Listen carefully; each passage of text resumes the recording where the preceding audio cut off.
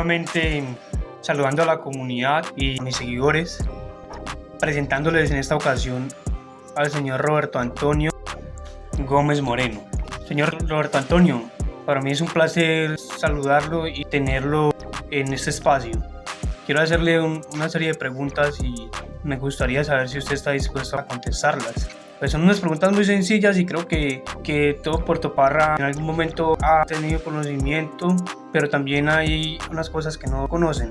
Cuénteme usted de dónde es y hace cuántos años se fue del municipio y por qué. Hola, joven Sebastián, muy buenas noches. Sebastián, ¿de dónde soy y cuánto hace que me vine de Puerto Parra para la ciudad de Medellín? Yo soy de Puerto Parra, nacido en Puerto Parra, criado en Puerto Parra, hijo de un ferroviario. Me vine de Puerto Parra a la ciudad de Medellín hace 10 años y unos meses, obviamente que pensando en la pensión. Mi sueño es irme a vivir a Puerto Parra, obviamente, y llegar con un sueldo que lo pueda invertir en el carnicero, en la tienda, en el bar, pagar mis impuestos, pagar los servicios públicos y obviamente ayudar a mis hermanos. Ese es mi sueño, y estar allá a mis últimos años, porque allá es donde yo tengo mi propiedad y es donde vamos a empezar a hacer unos proyectos de vivienda, que es obviamente la madre de mis hijos y mis dos hijos, que yo siempre he dicho, construyan ahí, y lo vamos a hacer contando con la voluntad de Dios. La otra pregunta es, ¿qué piensa usted del alcantarillado de Puerto Parra? ¿Qué pienso del alcantarillado de Puerto Parra? Muy interesante pregunta. En este momento se ha convertido en un escalón de la política. No es más sino eso. ¿Por qué? Desde que comenzó el proyecto Plan Maestro Alcantarillado, comenzó con 2.000 millones de pesos, hace varios años. Hoy, este plan consiste en 4.000 y algo más de millones de pesos. Entonces, obviamente, el Estado no ha aprobado dicho proyecto. El proyecto está. Pero, ¿qué sucede? ¿Por qué en este momento la gente se inunda en el centro? Se inunda, llámese Las Palmas o llámese el barrio, las ferias o el colegio. Porque se han quedado quietos con el fin de que cuando la gente se inunde, hacer videos, presentarlos ante la gobernación para que les den unas ayudas, llámese mercado, llámese colchones, llámese hojas de zinc, llámese cualquier cantidad de cosas. Obviamente, a los días siguientes, después de esto, vemos al gobernador con un bultico de mercadito y vemos al otro repartiendo, pero siempre por lo regular se lo dan a las personas que no sufrieron dicho efecto de la invernada, sino que miran a las personas por situación política. Eso ha sucedido y mucha gente lo que hace es decir, uy, gracias, nos dieron un bultico de cemento, nos dieron esto, uy, una ayuda, gracias, pero no se dan cuenta que están siendo utilizados para que eso continúe así, porque si en el caso tal de no aprobarse el Plan Maestro Alcantarillado, tenemos en cuenta que el alcantarillado se puede ir arreglando muy fácilmente. En Puerto Parra tenemos a un joven llamado Sigifredo Areiza, alias La Guagua. Él tiene los moldes con que hacer los tubos. No sé si los botó o si los botó, se compran. Las aguas, por ejemplo, de la plaza de mercado, ¿cómo se sacan? Simplemente alcantarillado en B o tubería, que lo puede ir haciendo el mismo municipio, lo saca de plaza del mercado a la esquina de donde Milton, de la esquina donde Milton a la esquina de la registraduría, ahí tenemos 2 cuadras.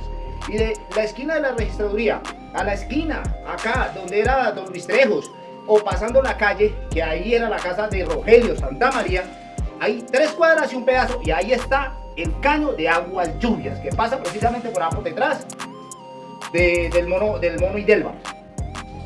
Ahí son 3 cuadras y un pedacito. Eso no es costoso, ya hubieran sacado esas aguas, pero no ha habido la voluntad porque simplemente es un escalón político para sacar recursos y hacer política. Y de pronto también hay que ver otra cosa, como se habla de 4.000 millones y algo más, entonces muchas veces el Estado dice, ¿será que es que sí se les van a meter 4.000 millones a eso?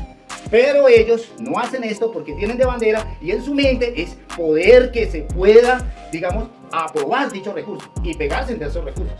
Entonces, lo que no se dan cuenta es el daño tan grande que le están haciendo a la misma gente que vive en ese sector. Eso es lo que no han pensado. O sea, no han cumplido la ley 610 del año 2000, que es, digamos, aligerar los proyectos.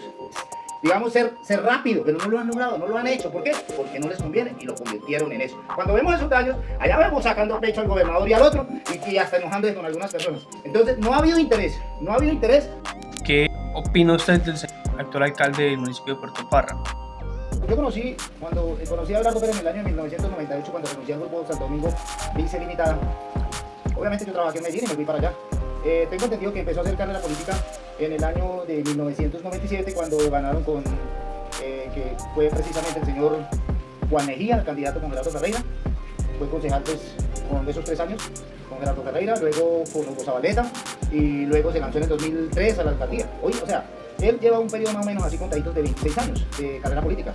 Es un joven que, digamos, dejó tantas cosas, tanto positivas como negativas. Bueno, lo conocí inclusive con un carremula y un muleto, cargando guayabito. Y obviamente, pues, hoy, a 26 años, pues ya vemos que ya es un hombre pudiente, con todas las propiedades que la gente misma habla. Se casó pues con una niña que nació en Puerto Parra, que incluso de familia muy humilde, que la crió la abuela, y que se hizo profesional obviamente con un programa que presentó el señor Jesús Zapata Arango, que creo que fue por medio del ICETES. Entonces, así los conozco yo, pero hoy en día, 26 años después, gracias a Dios, esa gente ya dejaron su historia y hoy se encuentran, digamos, bien económicamente. O sea, ya lo que tiene que hacer, terminando su periodo constitucional ahorita el 31 de diciembre, es obviamente de permitir, primero que todo, permitir que el 29 de octubre la democracia fluya en todo su pudor. Permita que sea el pueblo el que elija. Evite mucho tratar de intervenir con la gente en el asunto económico para obtener un voto. Simplemente ahí se dará cuenta si realmente la gente sí lo estima, si sí lo quieren como tal, o si realmente simplemente es por un recurso económico.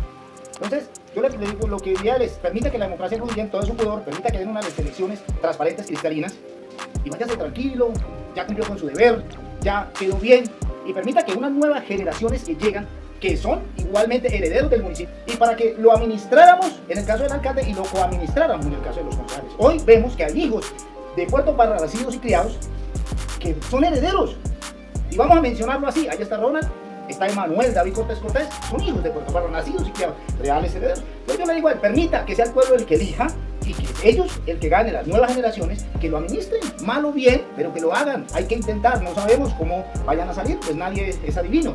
Ya él dejó su historia, tanto negativa como positiva, ya es hora de que permita que otros hagan. Ya no más, ya eso es lo que yo le diría. Porque si él sigue así, el estrés es tal, que digamos ese estrés que él tiene, porque él lo sabe, es debido a esa enfermedad que crea la situación política.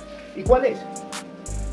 Es adicción al poder público. Cuando una persona tiene adicción al poder público, es como el que consume droga o cualquier cosa que mata. ¿Qué le da? Deseos, la ansiedad de tenerlo, y cuando no lo tiene, entonces es donde un consumidor en drogas, por ejemplo, empieza a matar, a robar, a presionar, a hacer cualquier cantidad. Entonces, en la política también existe eso. Eso es una enfermedad, adicción al poder público. No, trate de desprenderse de eso, quédese tranquilo y váyase tranquilo, porque si no, el mismo poder público por detrás lo va a joder, él sabrá. Pero ese es lo que yo pienso del actual alcalde de Puerto Parra. Permita que otros gobiernen, que otros hagan. ¿Considera usted que el Consejo de Puerto Parra en estos últimos 4 años hizo un buen trabajo? En el año 2020, cuando hace 4 años, la oposición logró llevar allí al Consejo Municipal 5 concejales. Los 5 concejales eran de oposición. Yo a veces le hago la suma a mucha gente y no la entendían. Yo les decía, mire, Cambio Radical tiene 3 y el Partido Liberal tiene 3, para un total de 5. Entonces decía, pero bueno, ¿y cómo es eso? 3 y 3 para un total de 5, me decían algunas personas. Yo les decía, son 3 y 3 para un total de 5, porque el candidato, que en ese momento era Gerardo Quintero, ya como concejal, tenía 2 avales. Los reclamaba Cambio Radical y los reclamaba el Partido Liberal. Resulta que, por ley, el presidente del consejo era del partido mayoritario, y habían 2 partidos mayoritarios, que era Partido Liberal y Cambio Radical.